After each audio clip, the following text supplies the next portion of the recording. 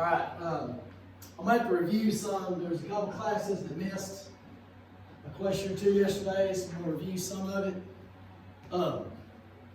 Let's look at durability and maintenance. If we didn't get that one, I'll get that when we come back. Look at number 16. The difference between a secured loan and an unsecured loan. I'm not going to tell the stupid joke. Collateral is something you own, and you can put it up for a loan. You can go to a bank and say, look, I own this car, here's the title, I want to borrow $3,000. And so you borrow money, you take out a loan, and the bank takes the title to your car. And when you pay the loan off, they give you the title back. So you put that car up as collateral.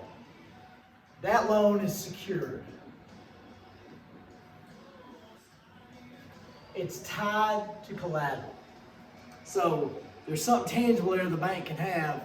You're going to get the loan if you have collateral. Your interest is probably going to be lower also. That's a secured loan. An unsecured loan would be a loan where you just go apply for it and you sign that you're going to pay it back. There's no collateral. There's nothing tied to it. Your interest is probably going to be higher, and there's a question whether or not you're going to get the loan. So that's collateral, secured, and unsecured loans. There's a whole lot of unsecured loans. There's not a lot of secured loans. Now let's go back to signing a lease.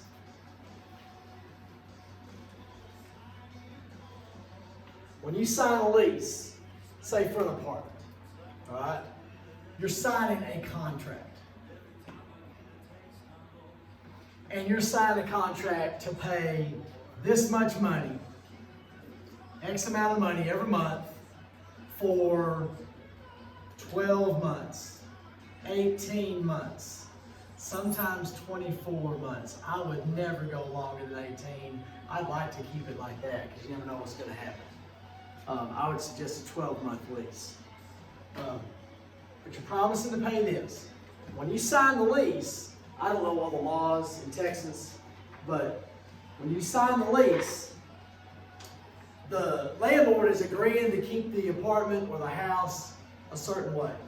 If they agree to offer air conditioning, if the thing has air conditioning and it breaks, the lease might force them to make the air conditioner work. Okay? They could come to you and say, hey, the air conditioner isn't working, we'll reduce your rent, we can't get it fixed for a while.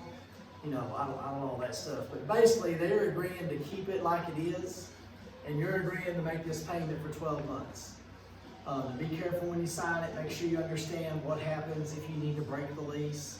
You will have to put down a deposit. Sometimes you have to put down a first month's, a last month's, and a deposit. What that would be is, say your rent is $790 a month, you'd have to have $790, $790, $790. So add that up. It's basically 3 rents. Usually it's the first month's rent and a deposit. But if you go to the big city, you might have to do all this. So when you move into your apartment or your house or wherever you're going to live next year, be prepared to have, could be a couple $1,000s or so you got to have up front to. But if you do everything right, your last month's rent, you won't have to pay it because it's already been paid, and your deposit, if you do everything right, you'll get that back. So technically, if everything goes right, you'll get it back in the end, but you got to have it in the front. With a car, you're agreeing to keep it under a certain amount of miles. You're agreeing to pay this much. If you go over the mileage, I told you before, they will charge you a few cents a mile. I want to say ours was 25 cents a mile. And it just turns out to be you're paying for the amount of car you used. So with those leases, that is an agreement. Just make sure you know what you get into when you sign those leases. Now, insurance rates.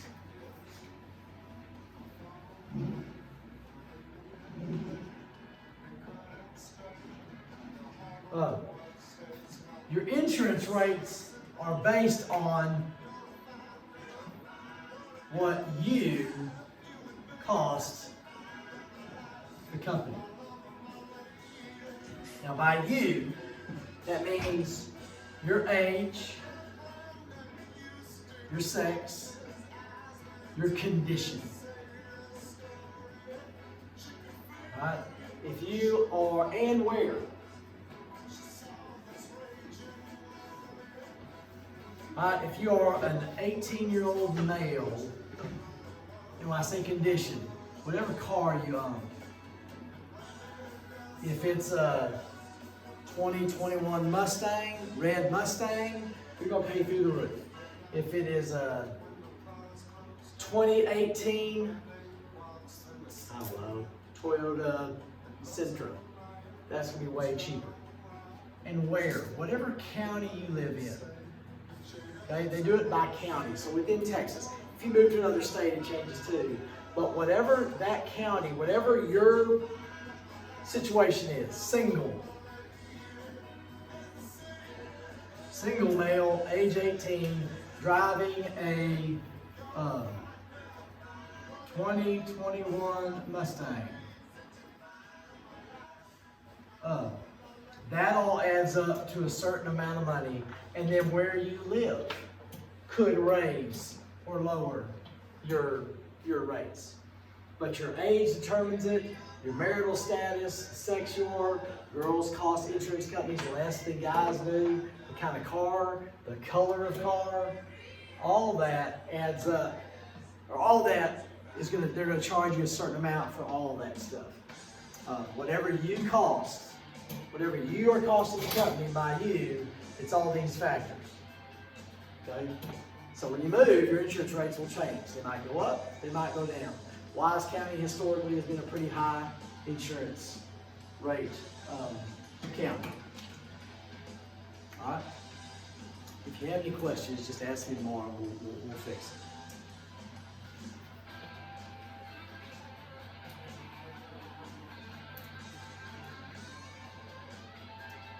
All right. We all have things we are willing to spend money on. I am willing to spend money on certain shirts. All right. If it's I haven't bought last year I bought a Packers shirt. If I see a Packers shirt I like, I'll spend more than 15. I might spend more than 20 bucks on it. Any other kind of shirt, any school shirt I wear that doesn't have like a school or a team or something on it, I'm gonna get off the sales rack. So I'm not gonna spend much on it. But if it's something I really like, if it's all right, we have some money. Titan, I gotta buy you a jersey. What jerseys do we need to buy for you? Got 3 of them we gotta buy, right? So, what is it? Derrick Henry, Titans jersey. Josh Allen, right? And Earl Campbell, right? And maybe an Eric Dickerson. But I won't buy the most expensive, but I'm willing to spend more for that than I am for something else. I won't buy expensive milk. I buy the cheapest milk I can find. I won't buy expensive mustard. But we all have things in our life that we are willing to spend money on, and we have things in life we're not willing to spend money on, and it's different for different people. Just be careful. I say keep your head. Be careful when you're buying stuff you like. It might be rare, okay? You might never see it again. It might be really expensive. But also, you don't want to put yourself into buying something and then you don't have money to pay the rent next month, or whatever.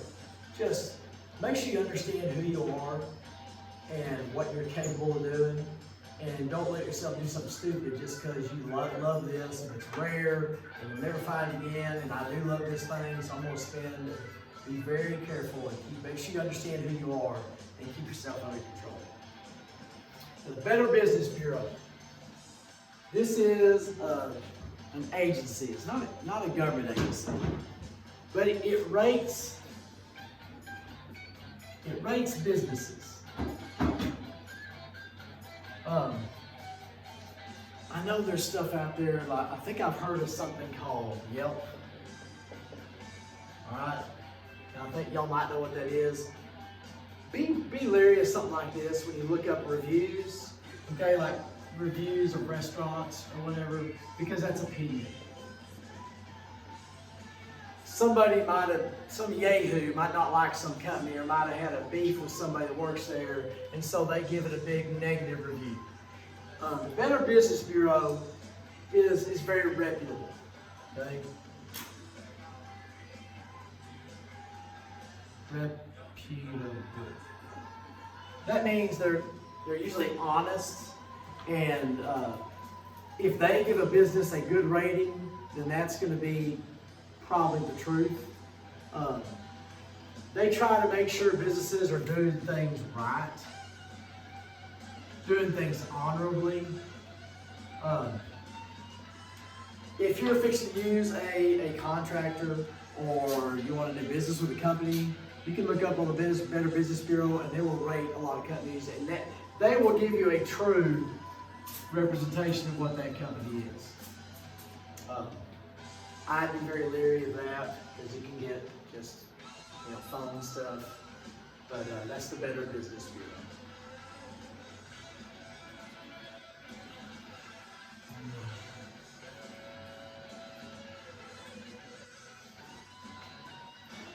There is disposable income. I'll make sure I misspelled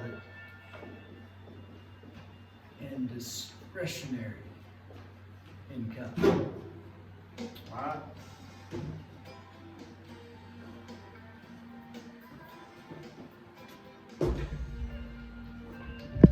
Let me double check. Disposable. Okay, let me double check. Sorry. I'm an idiot. I hate when I question myself. Todd, you say hey yet? Just go by and say hey. Okay? Go fast. Go fast. Help them out. Hey. Sorry about that. Don't tell a joke. Don't laugh at color.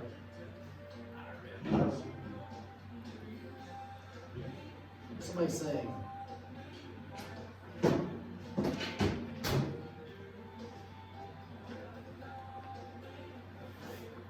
Good, I'm at it. Just a second here. Golly.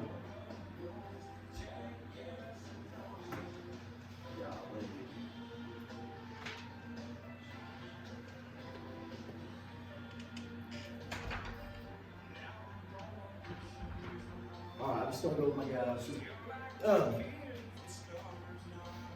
You got your gross on your check. Okay? You get your check, you got your gross, that's the total. The net is after taxes, after Social Security, FICA, all that stuff, Medicare. The check that you get to take home is your net. That's your discretionary. No.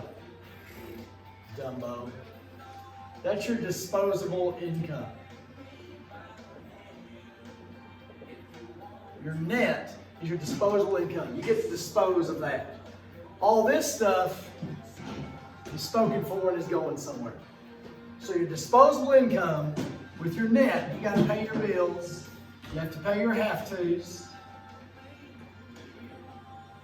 your rent, your bills, your credit cards, your house payment, your car payment, your rent, whatever you got, and also your extras. Okay? Your discretionary income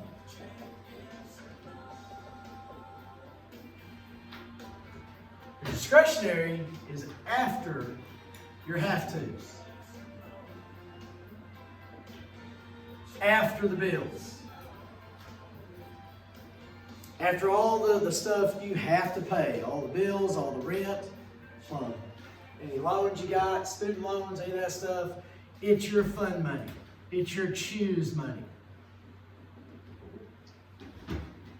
So the more bills you got, the more have-tos, the less fun money you got. This is your food. This is your savings, retirement, clothes, all the money you get to spend at your discretion. You get to pick, you get to choose how to spend this. This has already been chosen. You've already signed your name and chosen, I'm spending this much money. All the money you haven't made yet that you signed your name to. So disposable is after your taxes and after all that. It's all the bills you have to pay, all the things you signed your name to. Discretionary is you get to pick where it goes to. Food, savings, retirement, clothes, fun, whatever. Jerseys, right, a little bit? Do I spend enough on jerseys, or do I need to spend more on jerseys? I spend enough? You don't have those jerseys. I haven't bought you a jersey in a long time. Okay. So, that's the end of this one. Now we got to get this one to you. Money and bacon.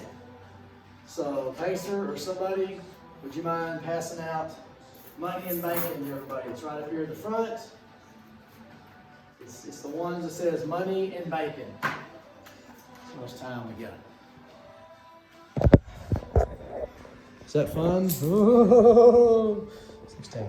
Let's see. Is that in the way? There. Let's say about 20 minutes or so. I'm going to shoot for 8. Maybe more. Maybe 10. So I'll pass that out. Let me know when everybody's got it. Got this song coming? What's the best thing ever? What? What's the most important thing in the world? Jesus, you're right. Where'd you go? Sorry? Yes, sir.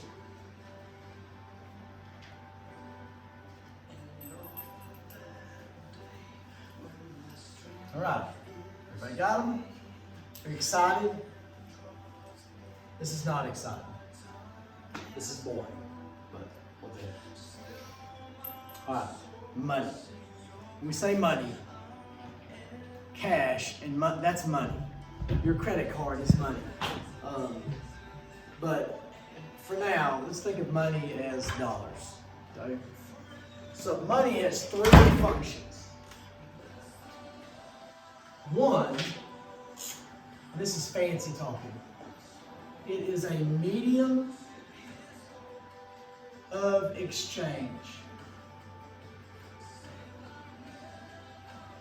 Basically, in fancy talking, you use it to buy stuff. My roommate, one day, he always owed people money. He's always borrowed money, he always owed money. He came to the apartment one day and he had this brown bag. He had gone, they built this new convenience store. Now, 1989, 1980, they were making the transition from gas stations where you pull up and some guy come running out and change your oil or check your oil and you fill you up and you can buy Lance peanuts and a Coke. They were changing from gas stations who would change your oil to convenience stores where you can buy a sandwich. And it was a store. So they built this new convenience store. And Guy got a Chevron card. Well, he comes in the apartment with his brown bag and starts throwing chips and candy bars and all kinds of junk at us. We're like, what is this? He goes, hey guys, I'll here's some money. So here's a Carmelo. I'd never heard of Carmelo before. And my roommate, the other roommate, who was an economics major, finance major, said, we ain't on the barter system. And I said, what is that? Forever and ever, until like the dark ages, till the knights and all that kind of stuff. people traded stuff. So the barter system, barter is where you trade stuff. If you go to First Monday, or you go to Second Monday, or you go to Trades Days or whatever, you'll hear about people bartering. They're negotiating. They say, hey, I'll give you this for this, I'll trade this for this. That was the barter system. I have something you want, you have something I want, we'll trade. That's the old way. Pretty soon, people started using money, maybe gold. Said, I'll give you this much gold for that. But money is what we use now to buy stuff. Sometimes you'll buy stuff with stuff. For the most part, we use money to buy stuff. It's a medium of exchange. Second thing, money provides a standard of value.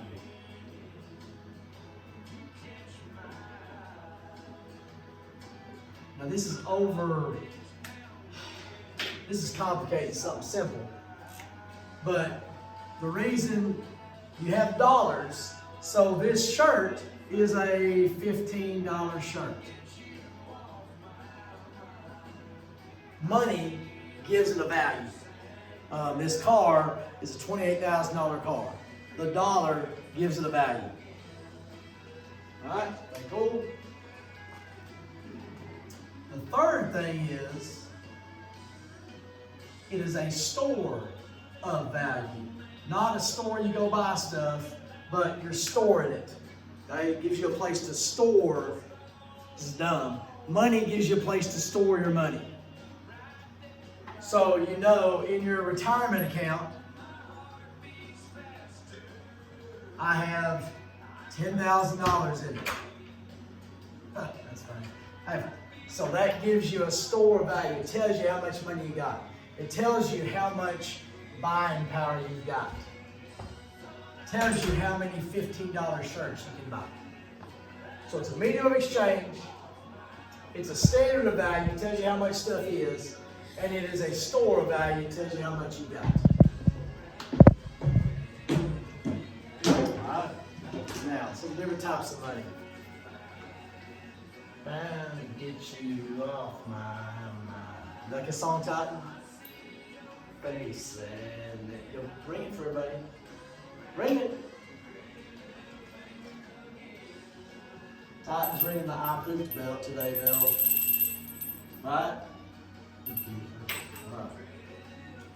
So, commodity. A commodity is gold is a commodity. Oil is a commodity. Corn is a commodity. Commodity money would be back in the old days when they made a gold coin with the king's head on it. Okay? That's commodity money. When the money is worth something because the stuff it's made out of is worth something. It is a commodity. Pirate ships with the gold, the balloons, whatever those things were. That's commodity money. We don't have any commodity money anymore. Representative money is money that represents something of value. Okay? When we used to have dollar bills, like if we had $1 million bills, because we had $1 million worth of gold, this money was representative money. It represented the amount of money we have in this country. We don't have that anymore. A check. If you write a check, that is representative money because it represents an amount of money. All right?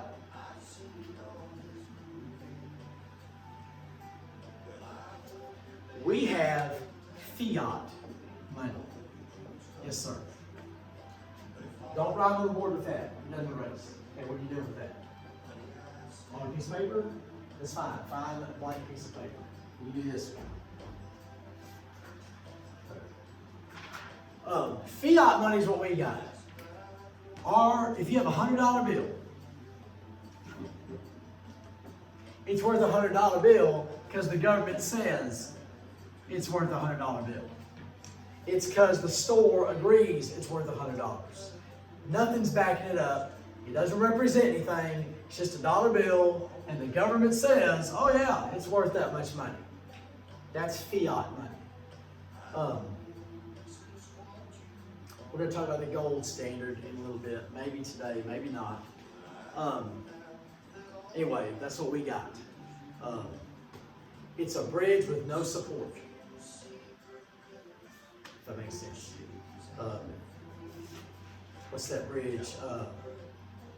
Somebody look up Grand Canyon Bridge. I think that's what it's called. Grand Canyon Bridge. I'll look it up and show you. Oh, crud. It's fixing to go out. We're fixing not having more songs. Todd? I found the treasure. Oh, it's in the truck. No, that's not the charger. Anyways, somebody look up Grand Canyon Walkway on their phone. It is a clear walkway that goes out over the Grand Canyon, like 50 feet or so, and it circles back around, and there's no, it's embedded in the rock in the side, so it's secured over here, but you're walking out on nothing. That's what we got, except it's not secured over here. Okay? That's fiat money. That's what we've got. Hey, can you go to the truck and get me that charger? Yeah, I know. Do you know where the keys are? Where's the keys? You know the Packer keys? No. I know. I got them somewhere while I'm in here. I have to. Here. Here's the Packer keys. That's to get in the front door. Knock if you need some help. Alright. Currency. Currency is dollar bills and coins. Okay, actual money, physical money. That's currency. There's not a whole lot. I mean, I don't know how much currency we got compared to when I was a kid, but we don't use currency like we used to. We used to use money for everything. Now people use beep for everything. All right, demand deposit. How much we doing here? That's what time we got. 28. We'll go about 5 more minutes if y'all want to go. All right, demand deposit. We'll do 2 more things here. 2 more. Demand deposit is a checking account.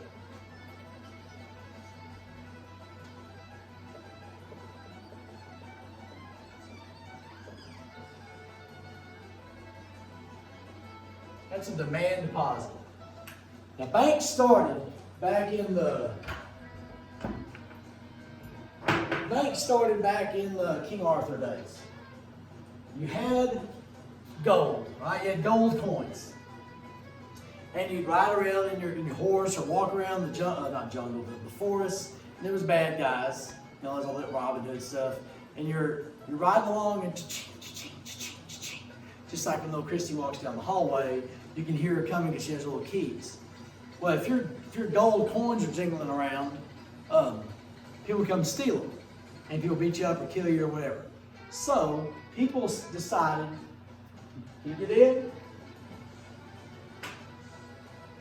People decided, hey, look, you just leave your gold with me, and you write a note to someone and give your stamp or your sign or whatever, and they can come and get whatever gold you want. That was the first checks. Where you would put your gold over here in this guy's house or whatever. He had a business. Let me let him in real quick. Thank you.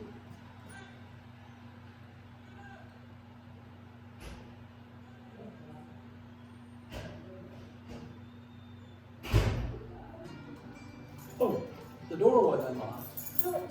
No, I mean the door to the truck wasn't unlocked. I mean the door to the building.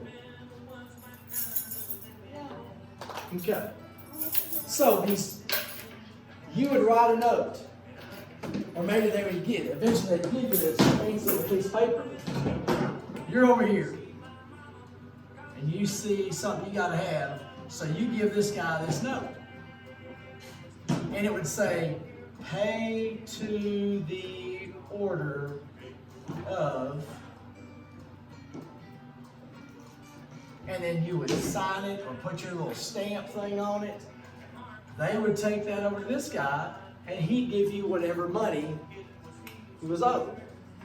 That was a demand deposit, because you would deposit your money here, and you would demand it be given to this person. That was a demand deposit. Those are the first banks. Just shut this door. Now, last thing, near money.